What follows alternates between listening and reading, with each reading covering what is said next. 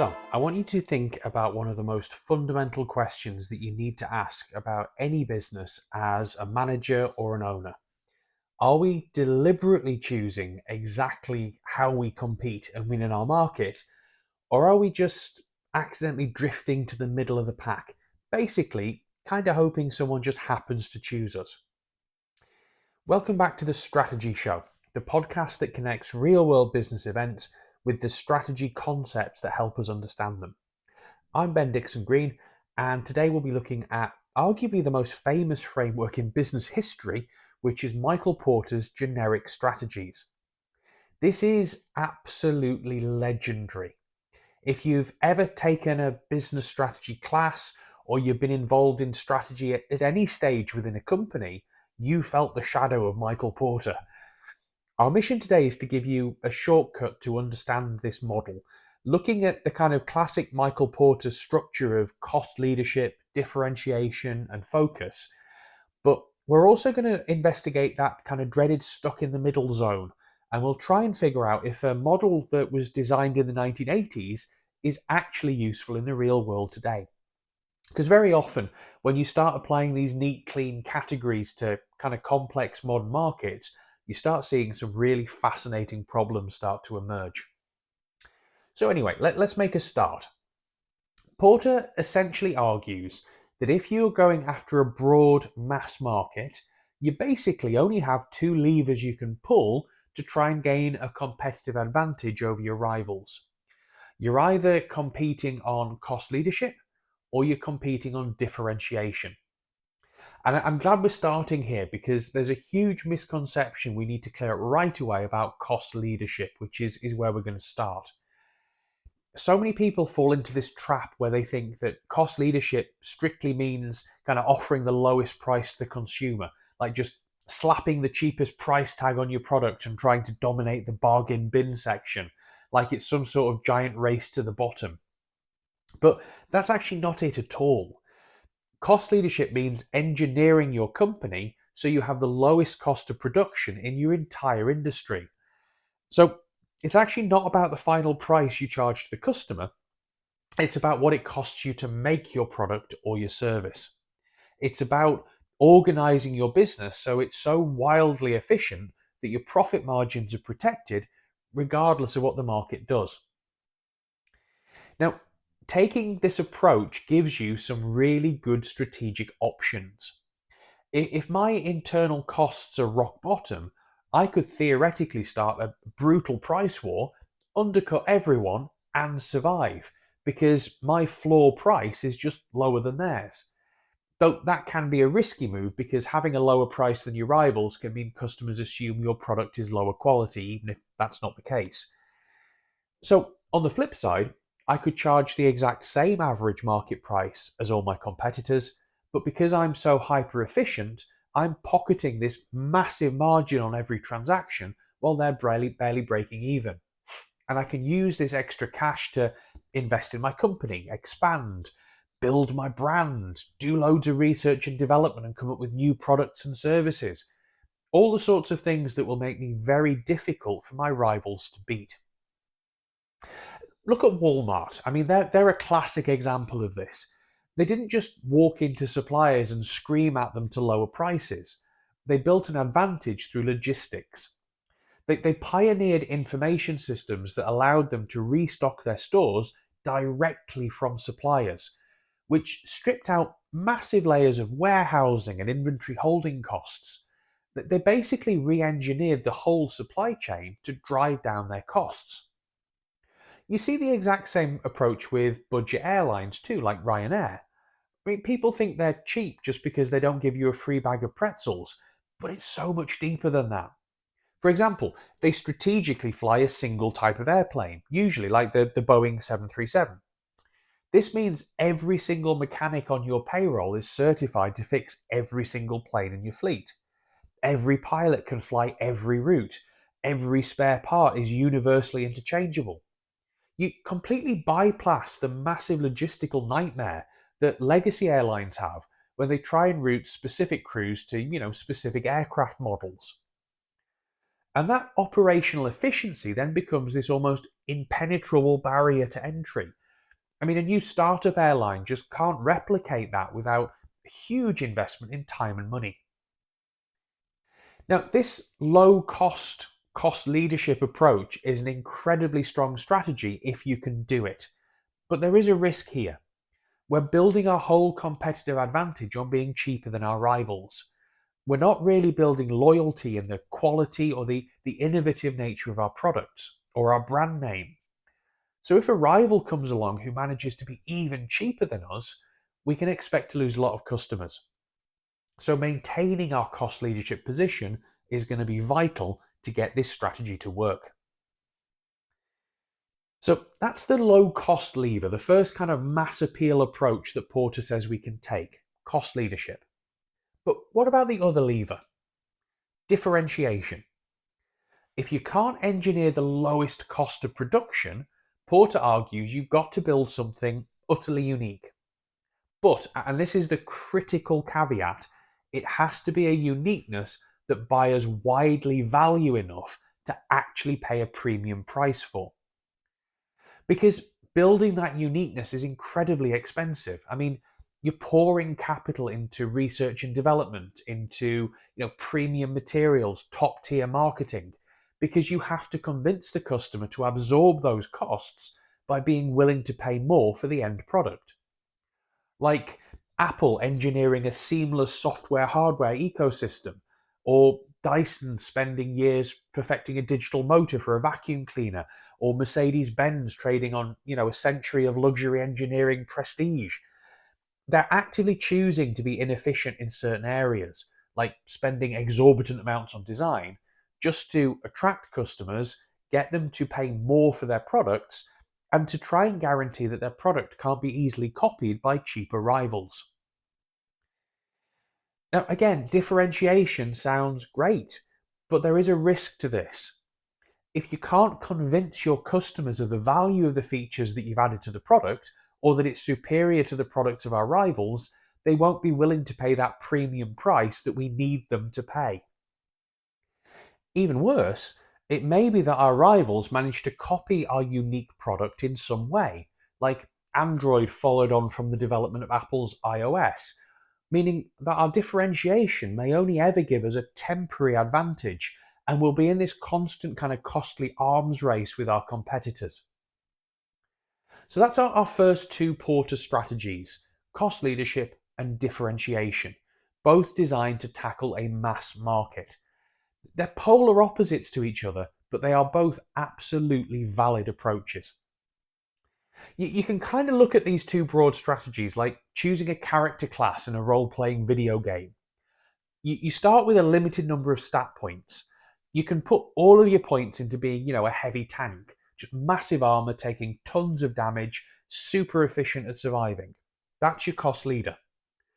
Or you can put all your points into being a wizard. Very fragile, costs a lot of mana, but you have these kind of unique, highly specialized magic attacks. That's your differentiator.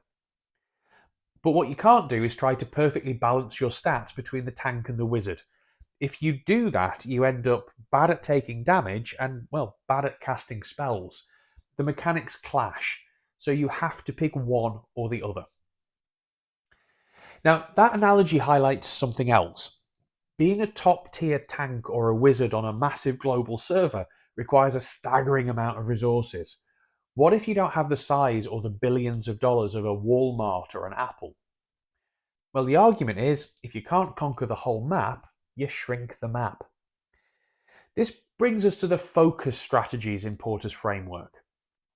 Instead of trying to serve the entire world, a business in this case targets a very narrow, kind of highly specific market segment to the absolute exclusion of all others. So you basically kind of draw a fence around a niche in the market, and then you optimize your business entirely for the people inside that fence. And just like when we tried to appeal to the broad market, you've got two flavors here. You've got cost focus and differentiation focus. What do they mean? Well, let's have a look at cost leadership focus first of all. We'll use the example of Glasses Direct. They are an online company that looked at the traditional glasses market and realized, you know what, actually, a specific segment of online, kind of very price conscious buyers didn't want to have to pay for the massive overheads of physical retail stores or having optometrists on staff that most high street businesses charge them for. So, by staying purely online and stripping out that kind of specific overhead, they could offer rock bottom prices to a very niche audience. Or, for another example, Carnival Cruises. They use smaller vessels and operate them at absolute maximum capacity to let them target a very specific type of budget holidaymaker. Now, on the other side, you have differentiation focus. This is where you're going highly specialized or ultra premium within a narrow niche. Hotel Chocolat is a prime example. They're not out there trying to compete with Mars or Cadbury for generic supermarket shelf space. You don't see them at the petrol station. They built beautifully designed boutiques that were offering premium fair trade confectionery. They optimized purely for gifting and luxury experiences and people that were willing to pay for that. Or Brompton Bicycle. They completely ignored the massive general bicycle market and engineered a really innovative premium folding design specifically for wealthy urban commuters who need to take their bike on a train. Now, people are sometimes a bit skeptical of focus as a strategy. I think it's because it often sounds like a kind of polite corporate buzzword for just being a bit small and a bit too weak to actually fight the big guys. Aren't you really just settling for the scraps that the generalist people leave behind? It definitely looks like a defensive retreat from the outside, but when you examine the margins of a successful focuser, it's actually an offensive weapon. Focus is about ruthlessly exploiting the inefficiencies of broad scope businesses. Because when you try to serve everyone, you inevitably make two critical mistakes. First of all, you underperform for customers with special needs. Like, a generic bike maker isn't going to make a high end folding mechanism because it doesn't scale to their mass market. There aren't enough people that would actually buy a folding bike. And secondly, kind of broad generalist businesses overperform for customers who just want the absolute bare minimum. A full service luxury hotel is incredibly inefficient for a traveller who literally just needs a clean bed for, 6 hours near an airport. So focusers deliberately target those exact gaps where the big players are just a bit too bloated to compete. It's probably worth mentioning this isn't just a strategy for kind of scrappy little startups either. There's an incredible example from PepsiCo in the late 1990s. At the time, Pepsi was this sprawling empire. They owned massive restaurant chains, KFC, Pizza Hut, Taco Bell, but they were steadily losing ground in the soft drink wars to Coca-Cola.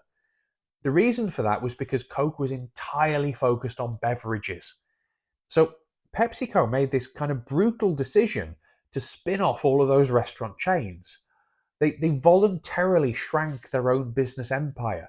They got rid of billions in revenue just so they could concentrate all their capital and their strategic focus entirely on beverages and snacks. They retreated to a narrower focus to fight Coke more effectively. It requires immense discipline to decide what you are not going to do, and PepsiCo really showed that. Now, this naturally leads us back to Porter's ultimate warning. We've established, like in a computer game, you have to choose your stats: tank or wizard, broad or narrow. What happens when an executive team refuses to make a choice at all? Well, then you enter the most dangerous scenario. In business, this is what we call this stuck in the middle position.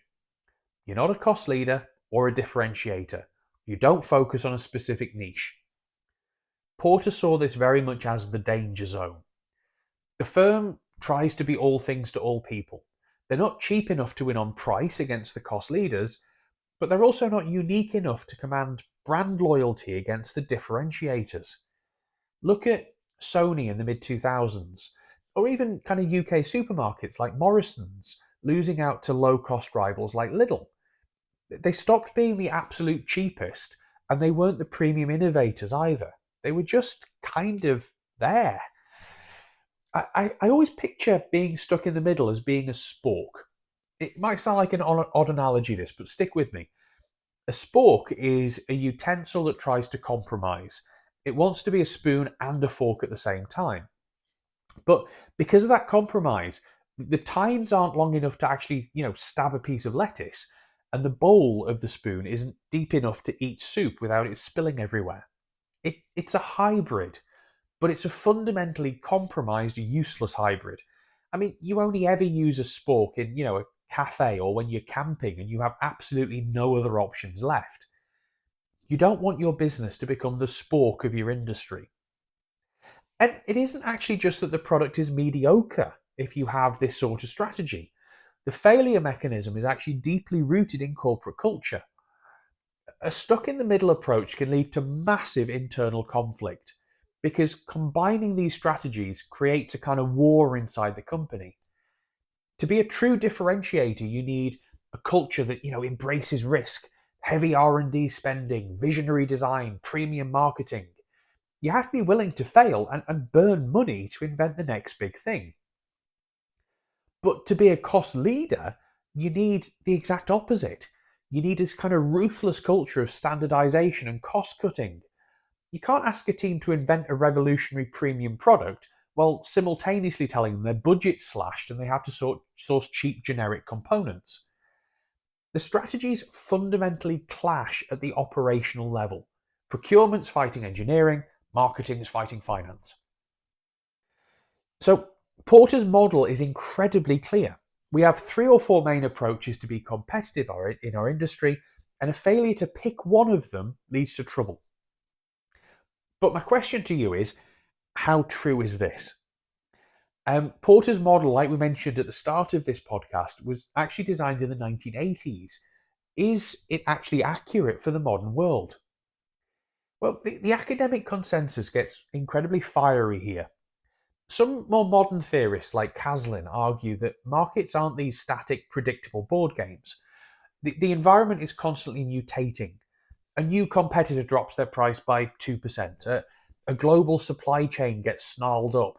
A new technology emerges. And suddenly the whole ecosystem shifts. So, because the system that we operate in is chaotic, any kind of rule like Porter saying you must pick this strategy or you must pick that one, it's just doomed from the start. Caslin even cites a critic who very famously claimed that actually a blindfolded chimpanzee throwing darts at a board could pick a strategy just as well as Porter's high-paid consultants. Ouch. And the critique doesn't stop there. Modern research has also attacked the very foundation of differentiation as a concept. There's a really interesting study by Ehrenberg, Romaniuk, and Sharp regarding brand perception. Porter's model assumes that if you engineer a cool new feature, customers will rationally perceive you as unique, and therefore they will happily pay a premium. But this study demonstrated that often differentiation is just an illusion.